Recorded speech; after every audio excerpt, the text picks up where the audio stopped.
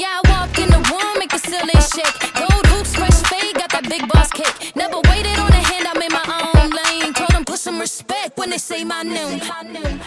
Hello, everyone, and welcome back to another episode of They Tried It. Of course, I'm your host, Lindiwe Davis, aka The Couch Coach, and I'm so glad that you continue to come back to each one of these episodes as we explore the stories of so many amazing professionals focused on women of color, and really gathering, engaging those adversities and challenges and how they worked through those challenges and are thriving now.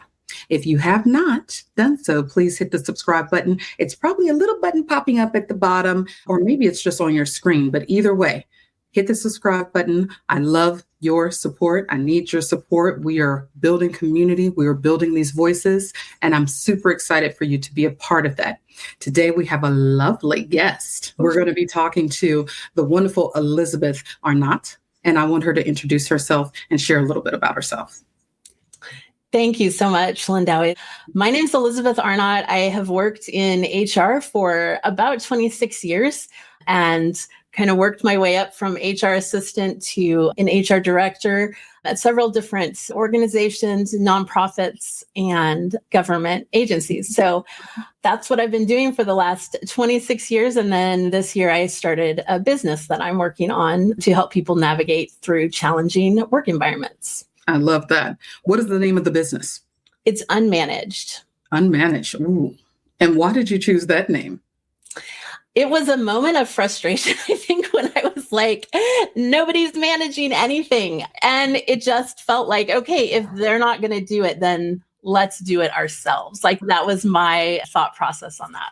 Is there, thinking about that word in and of itself, let's start from like your origin story. Right? Mm-hmm. You graduate high school. What happens after that? Okay, so I went to college 2 weeks after I graduated from high school. I could not wait to leave home. I was very excited and went to college, flunked out my sophomore year because I was having so much fun. Okay. I would like to say it was, real raucous fun, but I was literally just baking. I just baked all the time and I really loved it. And it took up my time and helped me escape classes. So I flunked out my sophomore year, gradually went back, got my bachelor's degree when I was 28. And then while I was finishing my degree, I got into HR as a temp for an HR outsourcing company doing payroll. And so from there, I started to learn about the people side of the business, payroll, taxes, benefits, all of that kind of stuff. And it really got me interested. And so then my next job after that was with a professional employer organization where they do the HR for like 200 different companies that are their clients. They're the employer of record. Okay. And so we had a lot of consultants, and I basically was an eavesdropper to the consultants. I was an HR assistant. I was sitting on one side of the cubicle and the consultants would be on the other side. And I would just be like engrossed in their conversations, how they would advise people, how they talk to people. And I just like took it all in. I was going to school for an English degree, so it wasn't related, but I found myself really interested in this concept of I have a problem at work and I'm calling someone to help me. Yeah. And this person can give me advice that will calm me down in the moment. And I remember that first job, they had a phone they called it the bat line, but it was like an emergency line for clients to call. And we would always have a contest of who could pick it up the fastest. And I won all the time because I was so excited to talk to the clients and see what I could help them with. Okay. My goal is always like to learn a little bit more from every situation. So from there, I really grew. I moved up to be an HR assistant and then an HR representative. And then I left that job and became an HR manager for one of their clients at a manufacturing site. So that was kind of the beginning of my HR career. That is, first of all, that's a hell of a journey coming out of college and landing in an environment where the phone, it's called the bat phone, which in fact should lend itself to people understanding that we are here to help people and quote unquote save the day for the most part. What have you learned, or what did you learn, and what do you remember about that time when you got into the space? What were some things that you were seeing at that time And are they still the same things that you see now? Yeah, there were a couple of situations that I remember observing and hearing about when I was in that job where, for example, I think I remember there was a company that had a person who was going to go through transgender transition surgery. Mm-hmm. And this was in the early 2000s. And I remember my bosses having conversations with those folks and saying, like, this is what you need to do to protect yourself legally. Like, you need to accept this person. You need to train the employees. If there's going to be a problem, we need to make sure that they understand what's going on with this person's involvement so that they have a say in how it's being talked about. And the company came back and said, we're just not ready for this. Okay. And they ended up letting the employee go. Wow. And that really stuck with me because even though I wasn't as educated then as I am now on all of those things, it really just struck me that, wow, this company not ready to deal with this. And so the employee who has only ever been a great employee presents a challenge and they say, no, thanks. Mm-hmm. And to me, it was just a really stark contrast between what I believed in that we should be welcoming and inclusive to everyone. And yes, it might be hard at first, but if we don't speak up in these moments, that's when things get really bad. That's when people don't understand what's happening. Yeah, and so they fill in the blanks, That was one. And then I remember another one of sexual harassment situation where one of the executives had been literally groping the employees at a Christmas party. I remember hearing the consultant say, the best practice here is to terminate their employment because it is egregious. Right. Did not happen. Oh, wow. The company made the decision to keep the person there. Okay. And so I started noticing this, I guess it's favoritism towards the power, but it's really just the power dynamic that we all see, right? People who have power, they are the ones that make the decisions. And they generally, what I was seeing is that they were generally making the decisions to protect themselves before they were protecting their employees. That's right. And as I got higher, as my positions got higher, I started seeing that more. Mm-hmm. More and more, if an executive or a manager crossed a line, if they were held accountable, which was rare, if they were, it was quite disproportionate to what had actually happened. Yeah. So, okay, someone retaliated against this person. Okay, don't do that again. That's the response. And it's just not okay. You have this person in power and you have these individuals who are there to earn a living, That's right. feed their families, to take care of themselves. And you have people who are abusing their power and taking advantage of these people. And it makes me, I get very enraged. Just because it's not fair. It's rightfully so. And also these companies would not exist without the employees. And this is what just floors me about the audacity of it is they wouldn't even exist if they didn't have those employees.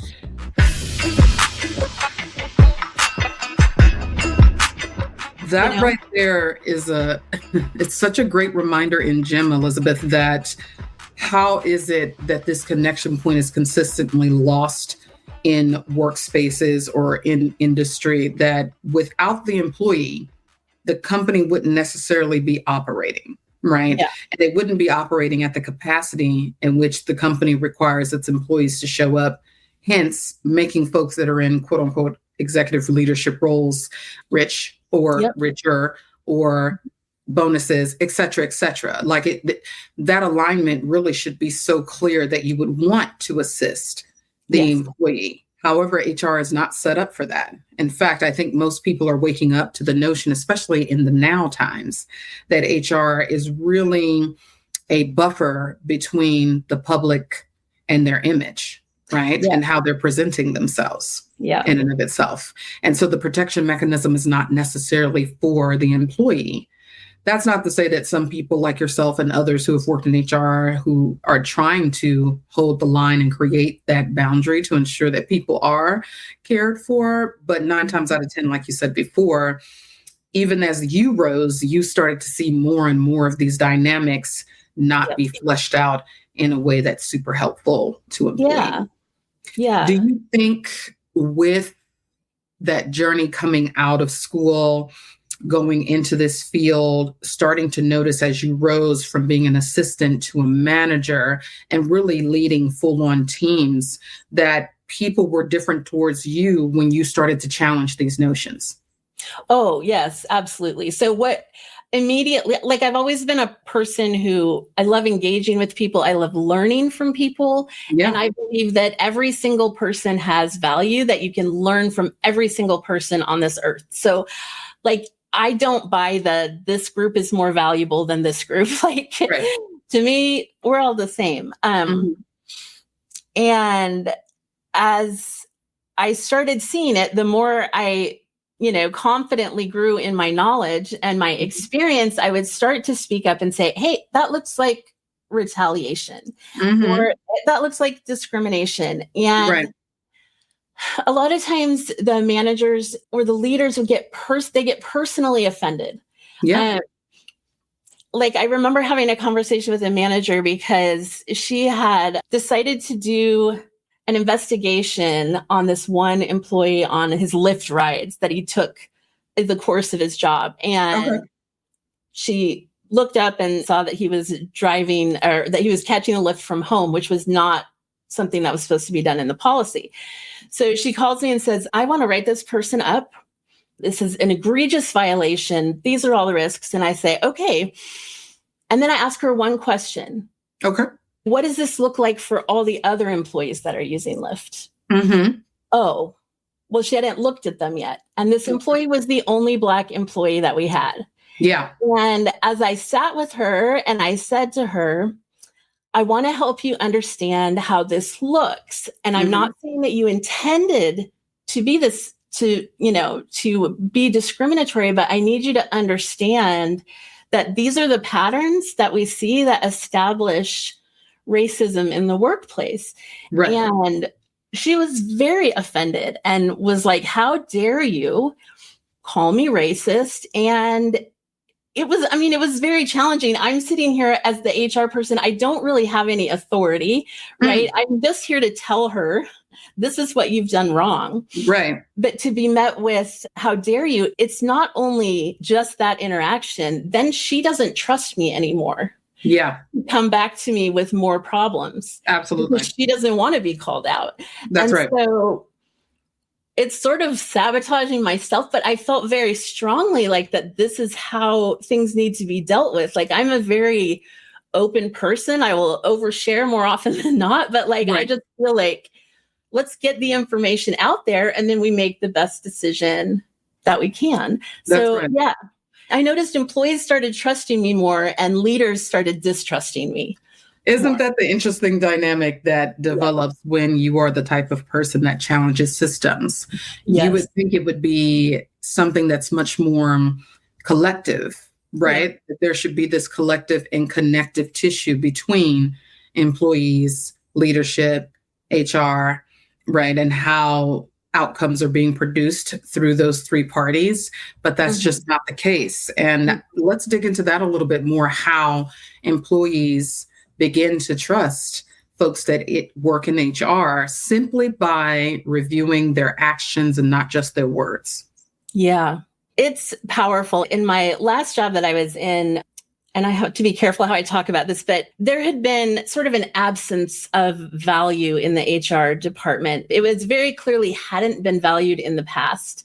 And when I started, I was like, okay, let's transform this, because I'm always up for a good transformation. Like, let's start, And so I immediately start going out and meeting the employees because there was a lot of mistrust. There'd been lawsuits and people really didn't feel safe. And I remember sitting in my office one day and this professor coming in and talking to me and saying, in 30 years, you're the first person who has listened to me and has listened to my concerns about these different, discriminatory actions. And I felt incredibly honored, but also just angry because there is no reason that a problem has to go on for 30 years without being addressed when it's like an open secret. And, this is when I started to get fatigued in the HR area because I was just like, I felt like I was running up a very steep hill all of the time. Yeah. Because no matter how I explained it to the folks in power, I could not change their perspective that what they said was not only what goes, but also what was the truth. And that is not how I roll.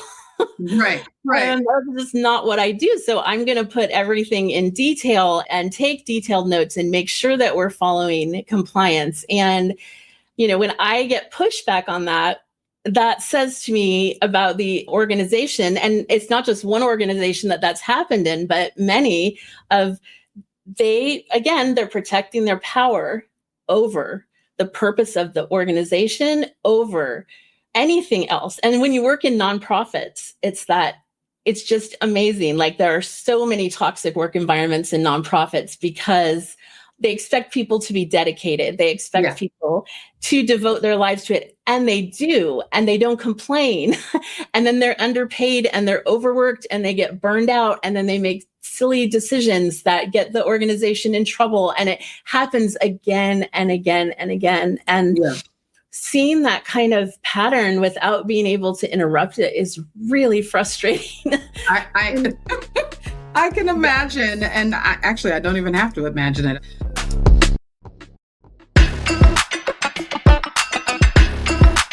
When I think about my work life and the decades I've been in workspaces and professional environments, no matter the industry, the string is still the same, right? Yes. I have this statement where I say one of my favorite statements is from myself, of course, is that it doesn't matter what decade I've been in or what year I've been in. I've seen the same person just in a different iteration on a yearly basis, no matter the industry. Meaning the behavior is going to be there regardless of what year you're in. It just comes in a different package.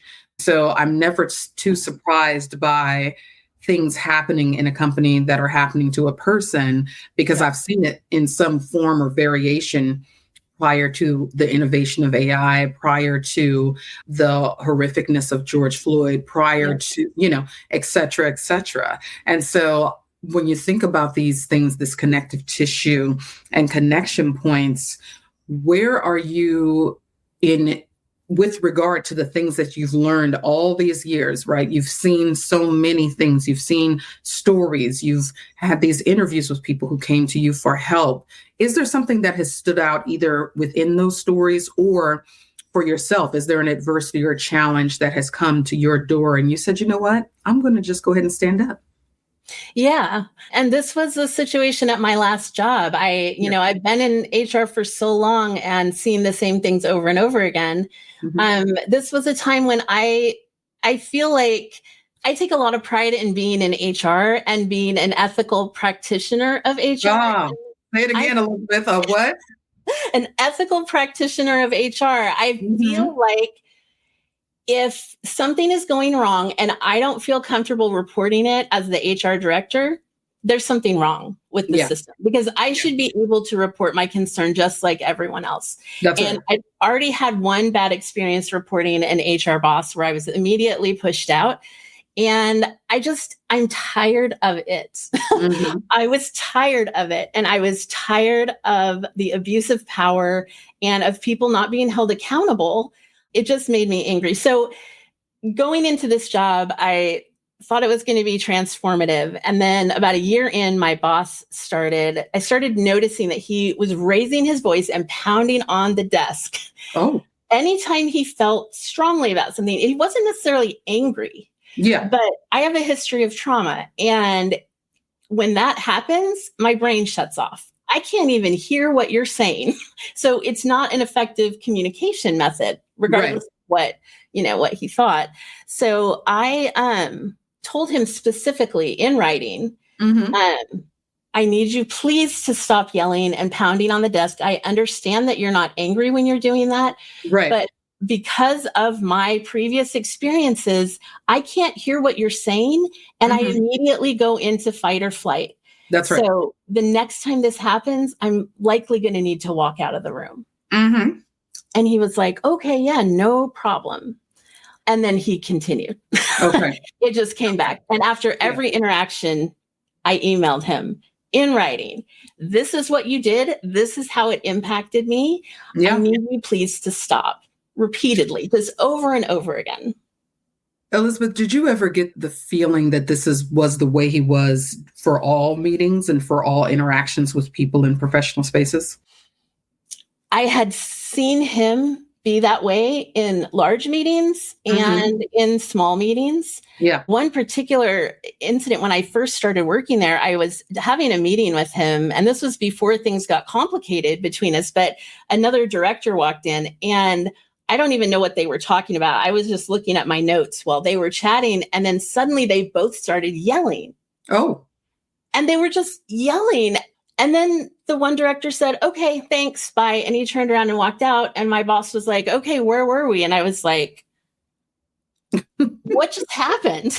Like, why is this a communication method that we're using? Right. And why wasn't anyone pulling up the fact that this is not how we should be talking to each other? Not only is it not effective, Elizabeth, but is everybody in the meeting traumatized and or toxic? Is this a trait that that people have in general?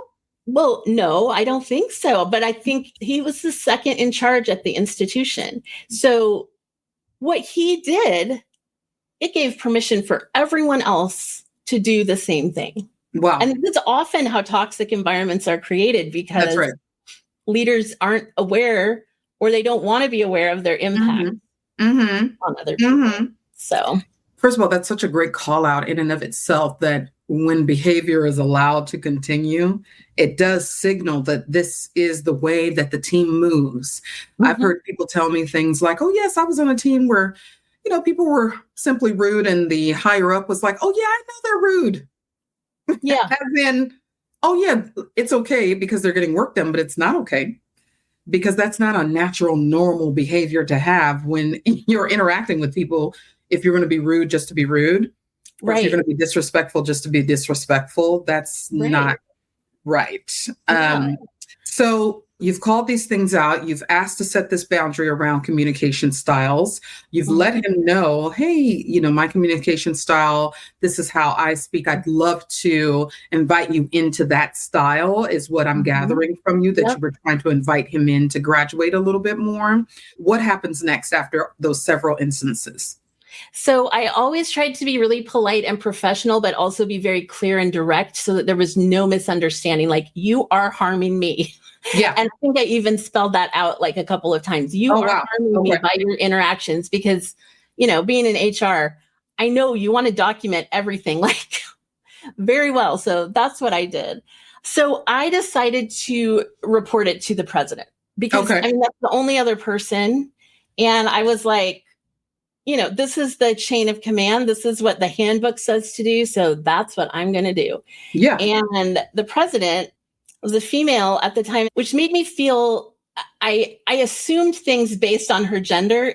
As a woman who knows about internalized misogyny and all of that, I still made assumptions as a woman that she would respond in a certain way. Right. And what she did is she said, I talked to him and he told me he will never yell in the workplace again. Okay.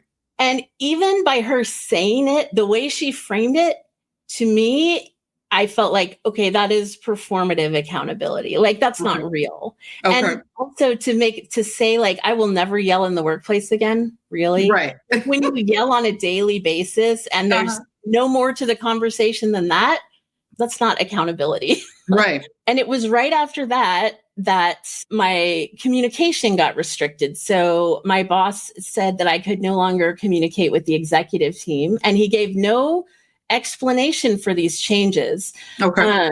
But I had to go through him. And things started happening like that. He would leave me out of meetings about layoffs or things like that. Like things where clearly HR should be in the room talking about it because of the compliance aspects and things like that. And it just got worse and worse. And then in January of 2025, that's when things really escalated. And I would say it's probably the moment I realized that I needed to get out. Was I was in my office one day sitting at my desk, and I had like a bowling alley office. It was like long and narrow. So I was sitting at my desk in the front, and he came in, slammed the door. It's very narrow, and he's standing up in front of me. And he says, "This HR process is out of control." And I said, my standard response was, "Okay, I understand that you're frustrated. Let me tell you what the federal law says that we have to do." And he scrunched up his face and said, "Blah, blah, blah. I don't want to hear your legal bullshit." Okay. And I was completely taken off guard because I have worked in a lot of places. I have never had someone act like that in my face, in the workplace. And he was pacing back and forth in front of the door while he was yelling. And, you know, if you've been in trauma and they're blocking the exit, like, get out. Like, all I could say in my head was like, get out, I was screaming. I was panicking in my head, not out loud, but until I could get him to leave. And so then he left, but I sat at my desk for like an hour after that incident crying and really kind of reckoning with the question of, is this me or is this him? Right. And I'm someone who's very particular about self-reflection. Like I try to do it at the end of every day. What have I done today? Is it in line with my values? Like that kind of thing. And so I sit there and I think, did I do anything to provoke this? Is there anything possible that I could change that would make this go better? And I came to the conclusion that I don't think so. Like, I don't think that it's me. Like, I am interacting as professionally as I know how. Right. And his response is to get angry. It's not when I made mistakes that he got angry and started yelling. It's when I told him things he didn't know. And that's when he got the angriest. And so I clocked that pattern. And then I was like, okay, I really got to think about leaving. But I was the sole breadwinner for the family. We had just rented a house. Like I needed to stay for a little bit. So I did the best I could. But it was very clear that I was unwell. And I managed a team of 4 people and I was impacting them too. And that's, I think, my biggest regret from the situation because they didn't ask for that.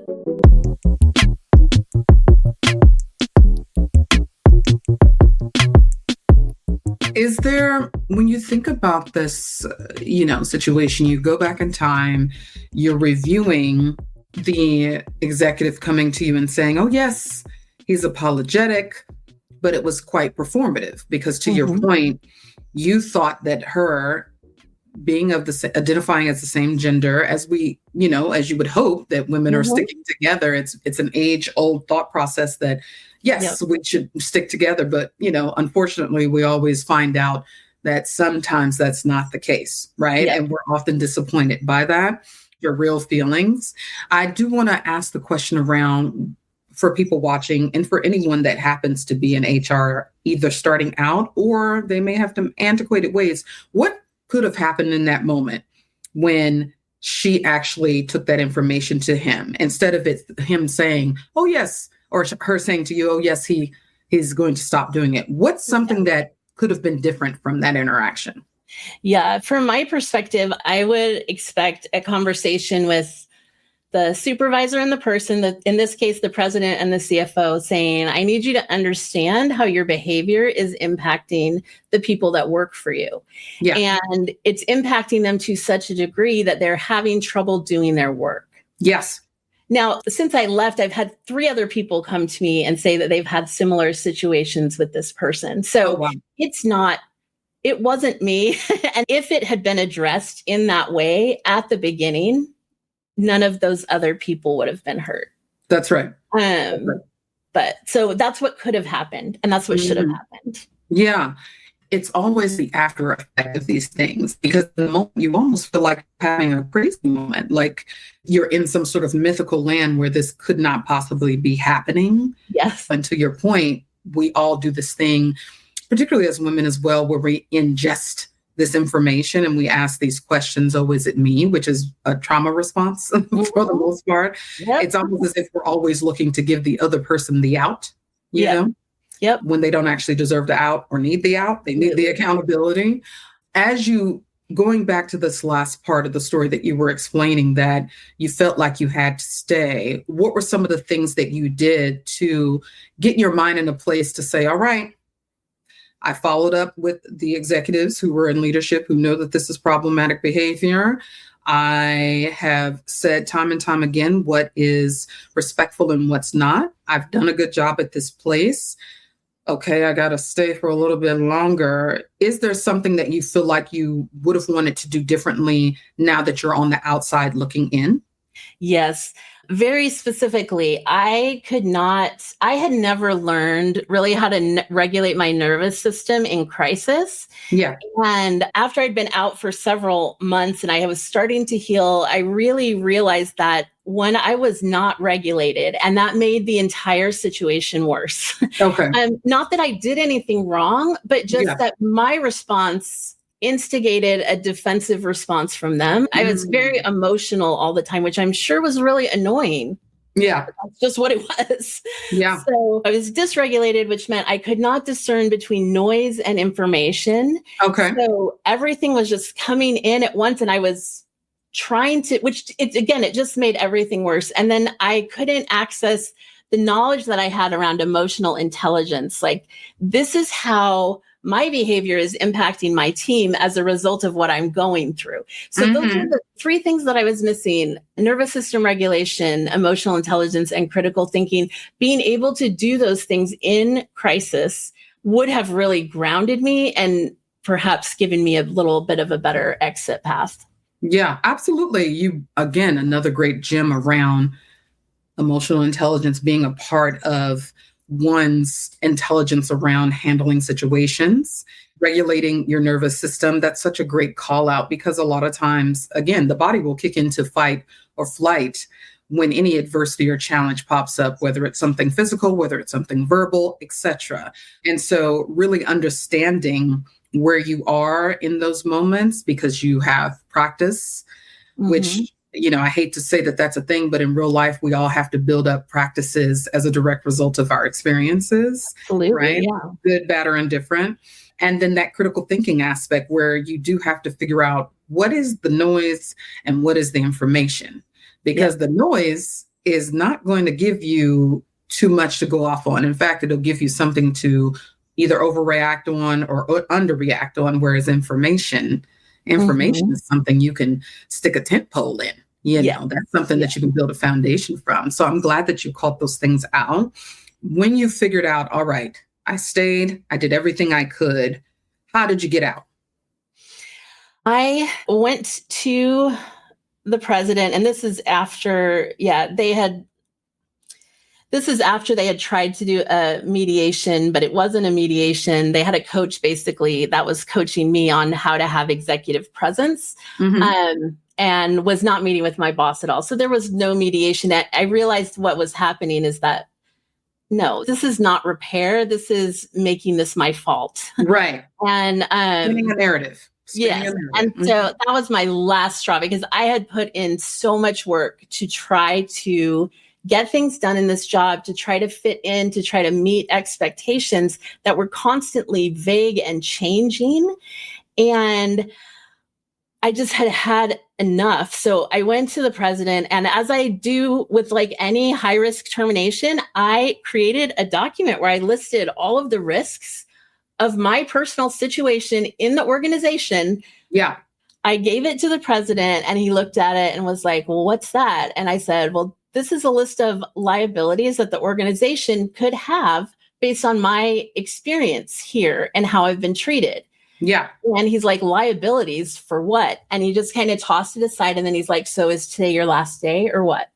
And so he was done with me. Why? Wow. And so I left. I actually went on medical leave the next day and then ended my employment a month later.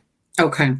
And Yeah. did you end up walking away negotiating any type of packaging, or were you able to at least try to put that into motion? Because again, when your hand is being forced, the only other thing you can do is to try to negotiate your way out. Right. So I hired an amazing attorney who really helped me a lot. My problem was that I had brain fog so bad from the constant trauma that Yeah. I could not understand exactly what she was saying and why. And so she said, do not quit, because if you quit, you give up all of your leverage. Yeah. But I remember sitting at my desk and just feeling like I have to run out of here. Like I have to get out. I can't not quit. Like I just couldn't handle it anymore. And so I made the decision to go ahead and resign. And that kind of sabotaged my attempt at negotiating out because I'd given my leverage. But it was something I needed to do to feel safe in the moment. And in the moment, that's what was more important. So I negotiated a small severance and agreed not to sue and released all the claims against them. But in Oregon, there's the Workplace Fairness Act, which prohibits employers from non-disclosure, non-disparagement, and no rehire clauses in separation agreements. And so I knew that my rights were preserved to be able to speak about it. And because I feel so strongly about HR and how it can help companies when it's functional and valued in the proper way for what we can add to the company, it can be really powerful. So I really felt like I needed to speak out. And so after I got my severance that same day, I went home and I wrote a letter to the accreditation board because I knew that their accreditation was coming up. And so I wrote a letter and detailed all of the issues with the compliance with the accreditation requirements that I had seen. And I tied, because I couldn't disclose anything confidential from my position, I very specifically tied each concern to a personal experience that I had at work, which was so horrific that I could actually just pull from many different things and illustrate all the points that I needed to make. Yeah.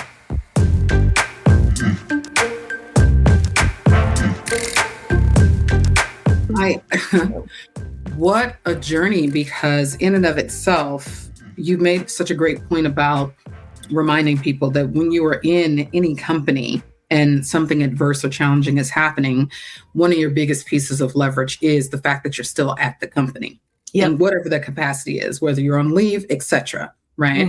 Which, by the way, people that are watching, if you're not using your medical leave, I would advise you to do so, especially when you really do hit burnout, when you feel overwhelmed. If there's an option to take leave, please do so, because your safety really is a priority. And because it's a benefit, you should tap into that benefit. Don't ever feel like you don't have permission to do so. Absolutely. And a lot of states have paid leave now too. Absolutely. Absolutely.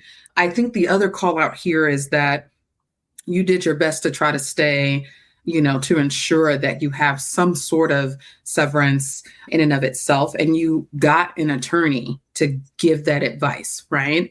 And so that's such a good thing for folks to remember, that even if you don't know how to navigate certain spaces and places, regardless of anything, you should have an attorney. Is that probably a thought process that sounds right? Yeah, I would say just be cognizant that, like with my case, my attorney graciously took it on contingency. And what that meant is that she got 30%, which she earned, right? But like when you're talking about being without a job for a long time, like you really need to take that into consideration. So when I got 3 months of severance, what I ended up getting was much less than that. But that's just the way the cookie crumbled in this situation, because I did the best I could with what I had. But so that's something to remember, is that, the attorney always gets a big chunk if you do it on contingency. And if you can pay cash up front, it's going to be cheaper usually. Yeah. That's a fair point. Thinking back now, is there anything that you would necessarily change? Is there anything specific that you feel like, you know what? Now that I know what I know, this is maybe something I would change, but it worked out the way that it was going to work out? I don't think there's anything that I would change. Like, I am really proud of how I stood up for myself. And aside from like just the reflections of, I was dysregulated. I made some poor decisions. I think actually the one thing is that I would really address the concerns with my staff, because as I was meeting with them, they were having concerns about me. And I didn't really handle that very well. But when you're on the verge of tears all the time, it's just difficult. Absolutely, especially when you have other people's livelihood at stake and you're just trying to balance your own, because that's what's at stake for you, is your livelihood. I really like the part around courage, right? Because you and I were just talking before we started recording. And one of the things that's super important just in my life in general is reminding people that your level of courage is going to be your level of courage, and your level of activation is attached to that. Meaning, if there's a scale when it comes to courage, if there was a scale from 1 to 10, I'm probably sitting at an 8.5, almost a 9, not quite, whereas someone else may be at a 3, right? So their activation level could be, I'm going to file this complaint, or it could be, I'm going to file an anonymous complaint, right? And maybe they'll leave it at that. But someone in the middle may do something different, and someone that's on the quote unquote top side of the scale at an 8 or 9, they're going to go as far as they need to go, right? Situation in order to try to remedy the situation. And I think it's great to see people's stories and how they play out per their level of courage, because it's not, oh, you weren't courageous enough or you were too courageous. It's the fact that you even had that you tapped into your own courage and activation. That's the part that I think is super key. What feels like thriving right now? How are you thriving? What does that word mean to you now? In a lot of ways, I'm so free. I feel, because I really did feel trapped there. I am thriving now by really thinking through my actions during that situation and how I could have impacted it to be better for myself. Again, not that I did anything wrong, but just how can I better navigate it? And I started writing on Substack and really kind of processing through everything through writing. And I developed these 10 pillars of learning and unlearning skills that can help us, again, regulate our nervous systems, use critical thinking with emotional intelligence. And I am loving it. I am learning so much. Just from looking at myself, from reading about neuroplasticity and the very cool brains we have and how they can be rewired. And you can have a bad work experience. You can even be fired and you can still come back from it. That's right. And I think that's the message that I want to give to people, is that you don't have to give up yourself, your identity, your values while you're in a toxic work situation. Like, there are tools you can use to survive a little better. And I'm not saying it's a solution, but survive a little better. And my ultimate goal is, if we could get all employees, or if we can get this kind of training implemented in every workplace, regardless of what the leaders do, because they're the hardest to change. But if as an employee base, we all learn these skills, eventually we're going to be the leaders, right? That's and then we can have better workplaces. We can have leaders who are educated in all of these things, how to have a psychologically safe workplace, how to do, trauma-informed leadership, of those things that really make people thrive in the workplace, being the best they can at what they do as their authentic self. I love that the discovery part is what's coming out of this, that this deeper discovery of you and matching that with your experiences and developing a learning from that is golden in and of itself. Because something very key you just said, people that are not in leadership roles, but that are striving to be, really do need this education. Because you're right, you cannot change somebody.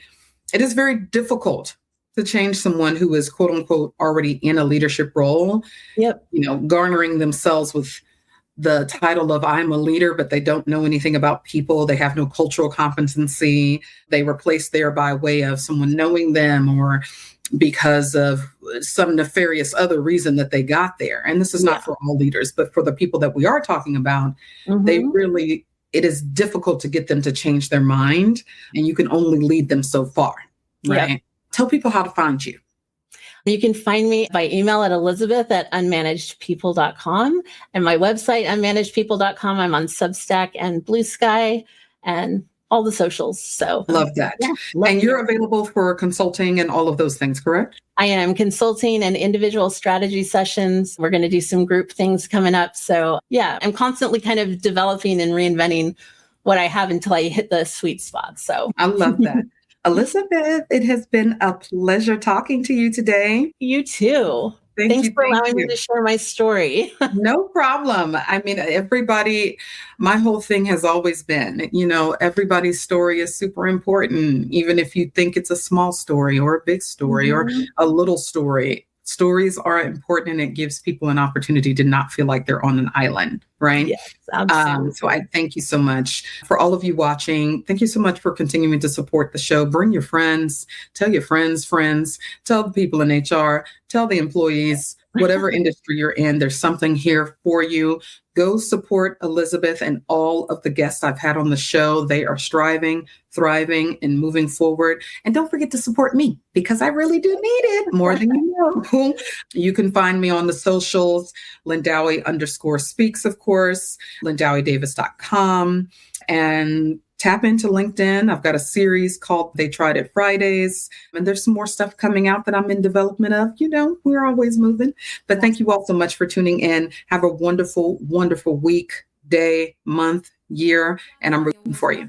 Cheers. No cosign needed, I've been self-made. If you cut from my cloth, that's designer grade. Level